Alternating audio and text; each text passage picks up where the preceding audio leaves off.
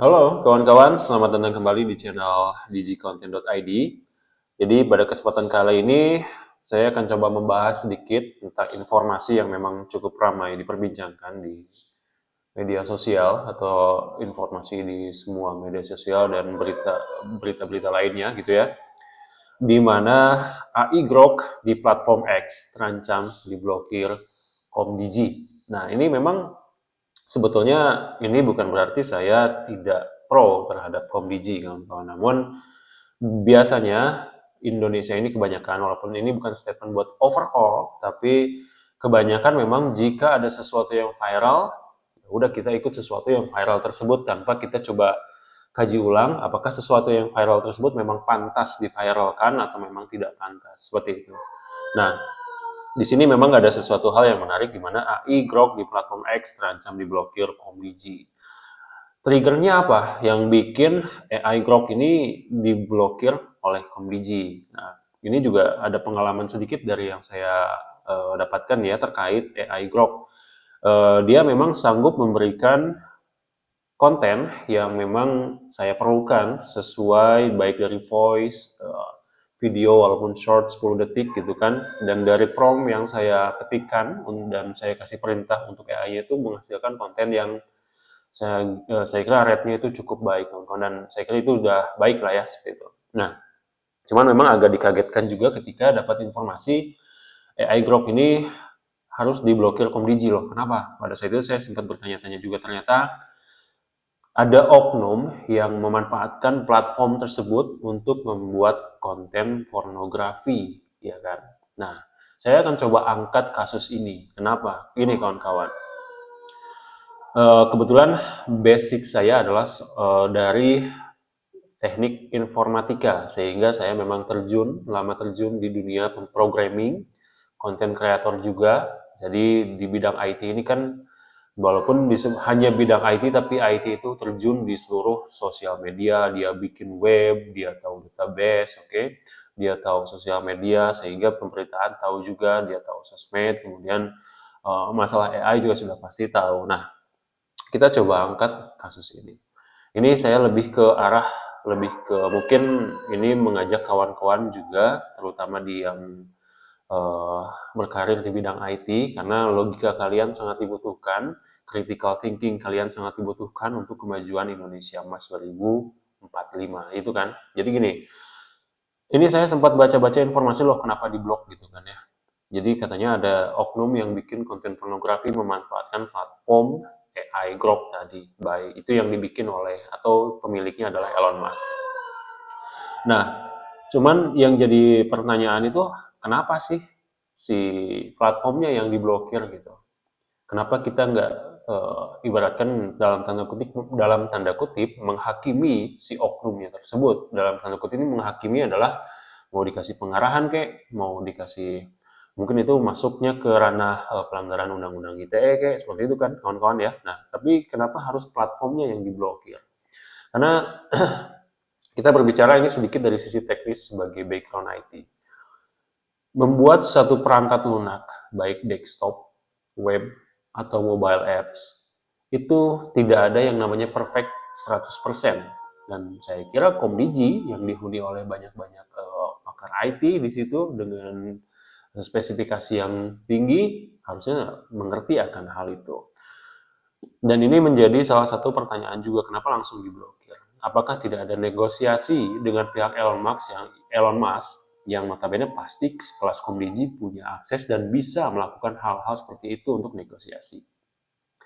Karena dari sisi saya sendiri, sebagai pengalaman saya sendiri, saya pernah bergabung dalam Google, tapi saya tidak bekerja di Google-nya. Pada saat itu saya kalian yang sudah pernah tahu yang namanya RCS, Rich Business Messaging atau RBM. Jadi RBM itu sebelum sekarang bisa digunakan full di Indonesia, dulu saya sempat bagian dari RBM bareng dengan Twilio. Kalian yang tahu twilio.com, di situ adalah penyedia layanan seperti messaging, virtual phone number, dan itu saya bareng dengan Twilio meeting di situ terkait membahas perkembangan RBM di dunia. Jadi saya kira di situ saya sempat diskusi juga kapan RBM bisa aktif di Indonesia pada saat itu. Jadi itu dari sisi saya pribadi saja sebetulnya sanggup berinteraksi dengan orang-orang di balik software yang luar biasa itu. Anggaplah sekarang AI Group di belakangnya adalah Elon Musk dan timnya. Kenapa Komdigi tidak coba langsung diskusi dengan para engineer AI Group via Elon Musk? Elon Musk juga pernah diundang ke Indonesia pada saat itu kan, sehingga tidak ada kata tidak mungkin untuk bisa negosiasi dengan mereka. Memberikan masukan, iya kan? Dan karena hal-hal seperti itu bisa dihandle dengan yang namanya validasi dalam software. Ya, tidak ada software yang tidak bisa divalidasi karena software itu perlu Q&A, ya kan? Di situ ada pengetesan di mana bolongnya, di mana kurangnya. Jadi bukan berarti ketika programmer atau tim mengerjakan satu software ada kesalahan itu bukan berarti mereka tidak bagus. Tapi memang perlu ada Q&A. Q&A itu kadang ada yang namanya black box testing dan ada white box testing. Kalian pasti tahu itu. White box testing berarti kita yang ngetesnya, kita sudah tahu alurnya, kita coba tes sebaik mungkin supaya tidak ada bug. Tapi kalau black box testing, ini adalah salah satu yang dilakukan oleh oknum tersebut. Dia nggak tahu apa-apa, pokoknya saya mau ngetes saja, pakai software itu aja. Saya bikin bikin hal-hal kayak gini bisa nggak? Ternyata bisa. Berarti itu kan salah satu dari Q&A sebetulnya. Jadi bukan berarti, namun di sini memang kesalahannya, kenapa ini adalah berhubungan dengan literasi digital. Jadi teknologi ini berkembang sangat pesat, tidak bisa dipungkiri. Mau dari pusat, Jakarta hingga daerah berkembang sangat pesat. Bahkan biasanya di daerah juga, saya sempat punya pengalaman di daerah ternyata jauh lebih cepat juga kadang nguliknya. Karena mengulik sesuatu itu tergantung dari jumlah waktu senggang yang kita punya. Kalau kita semakin sibuk, fokus terhadap sesuatu, biasanya kita memang tidak begitu update dengan hal-hal lainnya. Tapi kalau banyak orang di luar sana yang punya banyak waktu senggang, di mana dunia online ini, internet sudah masuk ke pelosok desa di Indonesia ini, banyak hal yang bisa mereka baca, banyak hal yang bisa mereka coba, banyak hal yang bisa mereka praktekkan secara free begitu saja, dan itu berhubungan dengan literasi digital. Namun kembali dengan literasi digital, bahwa tadi, ya kenapa nggak kasih pengarahan sama orangnya. Ya kan? Memang kita nggak bisa, tapi ini nanti closing statementnya saya ada di akhir video ini. Jadi uh, saking banyaknya tools AI, sayangnya tidak diimbangi dengan pengetahuan tentang teknologi atau base teknologi atau pengetahuan lainnya. Karena kalau kita berbicara tentang AI, kawan-kawan, kita tidak hanya berbicara tentang pakar teknologi, programmer, atau yang berbasis IT. Karena berbicara dengan AI, semua elemen ada di situ. Politik, bisnis, finance, teknologi, human resource, segala hal yang ada di dunia ini masuk dalam konteks AI. Apa yang kita tanyakan dia bisa jawab, itulah AI. Tapi AI pintar juga karena memang kontribusi dari peran manusianya juga. Jadi AI itu sebetulnya kan diinput datanya dari apa yang kita share di sosial media, apa yang kita inputkan datanya di ini. Karena saya pernah coba buka routing hasil-hasil AI itu dari mana. Karena sumbernya dari database cloud. Semuanya berbase di data center. Jadi kalian juga pasti tahu, seorang anak-anak IT di luar sana tahu apa yang namanya data center. Jadi data itu terpusat dalam suatu server, database di situ, dan AI itu adalah kumpulan dari data-data tersebut. Oke, jadi pintar mana manusia dan AI? Sudah pasti AI. Karena AI adalah kumpulan dari banyak otak. Oke, kita kembali ke konteks AI Grok tadi.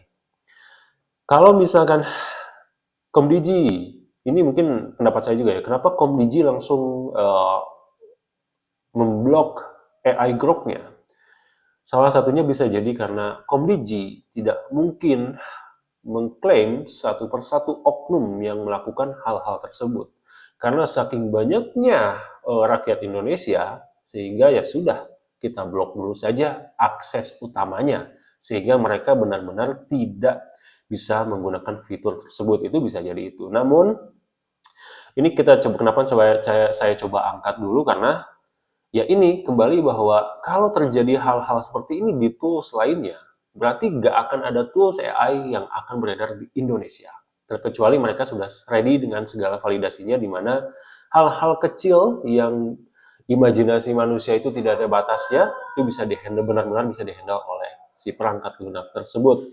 Tapi kalau kita kembalikan lagi di mana perangkat lunak itu kita sebagai pelaku pengembang perangkat lunak juga tahu selalu ada celah di satu perangkat lunak, bahkan ada yang namanya istilahnya hacker itu kan mencari celah di satu perangkat lunak untuk masuk ke database-nya dan mengubah segalanya baik UI, data dan lain-lain. Makanya dibutuhkan enkripsi yang bagus. Nah, kalau kita merujuk pada hal itu memang Komdigi betul. Tapi jangan sampai statement Komdigi ini sebelum dikaji lebih jauh gitu, ibaratkan ya mah ikut-ikutan bahwa ya udah ini karena AI ini gini. Jadi jangan sampai seperti itu. Jadi kita harus bisa, saya mengajak utamanya pelaku teknologi dan khususnya bagi kalian masyarakat Indonesia, ketika kita menemukan satu statement di sosial media, coba kaji dulu sedetail mungkin. Karena satu statement itu bisa jadi kalau kita mengeluarkan statement yang salah atas statement yang dikeluarkan Komdigi tersebut, bisa jadi hal-hal pemikirannya bisa jadi beda-beda kemana-mana gitu. Jadi memang ini adalah salah satunya di mana saya pernah mendapatkan juga pengalaman, memang literasi digital di Indonesia ini masih sangat lambat dan sangat kurang. Itu tidak bisa dipungkiri memang karena arus teknologi perubahannya begitu cepat menyebar ke pelosok desa sekalipun di penjuru dunia ini. Selama ada internet, sudah pasti mereka bisa mengakses hal-hal tersebut. Yang jadi pertanyaan, ini masih jadi tugas berat juga bagi Komdigi utamanya, dan khususnya bagi semua pelaku pendidikan di Indonesia, mengutamakan literasi digital di mana pengertian tentang how to use dan how the way we think itu sangat important. Oke, jadi itu sangat penting. Jadi saya coba berpikir dari sisi sebagai engineering, dan saya juga berpikir sebagai mencoba memposisikan diri sebagai user, baik sebagai white box, baik sebagai black box. Jadi kalau saya dikasih tools AI pasti saya ulik ya kan, cari tahu sampai sejauh mana dia bisa. Apalagi seseorang yang sudah pengalaman di bidang sebelumnya, anggaplah konten kreator yang biasanya bekerja secara manual, sekarang bisa bekerja secara otomatis menggunakan AI gitu kan. Jadi imajinasi mereka bisa ditransform secara cepat menggunakan AI. Namun kalau kita berbicara tentang masalah oknum tadi yang menggunakan AI, ini menjadi pertanyaan juga. Jika Grok dipermasalahkan karena digunakan untuk membuat fitur pornografi, bagaimana dengan tools-tools offline lainnya yang setara? Anggaplah foto editing, video editing. Mereka juga ya dalam tanda kutip bisa jadi ada yang menggunakan untuk hal-hal tersebut. Kita tahu itu kan, karena konten-konten seperti itu tidak beredar di sekarang di zaman AI. Tapi sebelum AI pun banyak konten-konten beredar yang seperti itu. Kita harus benar-benar bisa berpikir ke sana bahwa ya kalau misalkan ada oknum yang memanfaatkan tools editing tersebut buat bikin konten pornografi, kenapa tools tersebut tidak bisa diblokir? Itu menjadi pertanyaan juga bagi saya sebetulnya, karena AI adalah automation dari sebelumnya hal-hal yang manual, ya kan? Ini saya coba tanya ke para konten kreator digital yang sebelumnya kalian jago editing itu menggunakan anggaplah Camtasia, CapCut. Itu manual atau kalian coba editing videonya, kalian bikin sumbernya, kalian cari source seperti apa, tapi hasilnya bisa jadi sama dengan yang dilakukan oleh oknum tersebut yang menggunakan Grok AI. Jadi ini kembali bahwa tidak hanya softwarenya yang harus dikomentari, tidak hanya kreator, programmernya atau Elon Musk-nya yang kita komentari, tapi juga gimana orang-orang bisa menggunakan tools-tools ini untuk hal-hal yang baik. Tidak semua orang baik, tidak semua orang jahat. Setiap orang punya karakteristiknya masing-masing. Namun dalam hal ini adalah lebih ke kita mencoba menentukan keputusan itu harus lebih jauh merunut ke hal-hal, mengkaji dulu hal-hal lainnya sebelum menentukan keputusan. Memang itulah tugasnya Komdigi, yang bisa berpikir jauh lebih hebat lagi dari orang-orang hebat di luar sana, karena kalian pasti punya pakar-pakar IT lainnya, untuk bisa menentukan keputusan yang jauh lebih baik dan jauh lebih bijak, agar tidak menjadi abu-abu di tengah para kehidupan masyarakat gitu kan. Jadi uh, ini menjadi hal pelajaran bagi kita, khususnya bangsa Indonesia, untuk lebih bijak lagi dalam menggunakan tools AI, dan bagi para kalian pemerintah di atas sana juga bisa lebih tajam lagi, lebih mengkaji setiap hal-hal, terutama teknologi ini menjadi tantangan yang luar biasa di zaman sekarang. Dan sekian mungkin kawan-kawan, kita lanjutkan nanti di video-video lainnya. Mudah-mudahan ini bisa menjadi pembelajaran, informasi yang baik. Tidak ada maksud saya untuk memecah belah satu kelompok, satu instansi, dan lain-lain. Kita bertujuan untuk berpikir lebih jernih lagi, lebih bijak lagi, di mana tujuannya adalah untuk kebaikan bangsa Indonesia. Jangan lupa komen, like, share, dan subscribe channel digicontent.id, kawan-kawan. Sampai jumpa.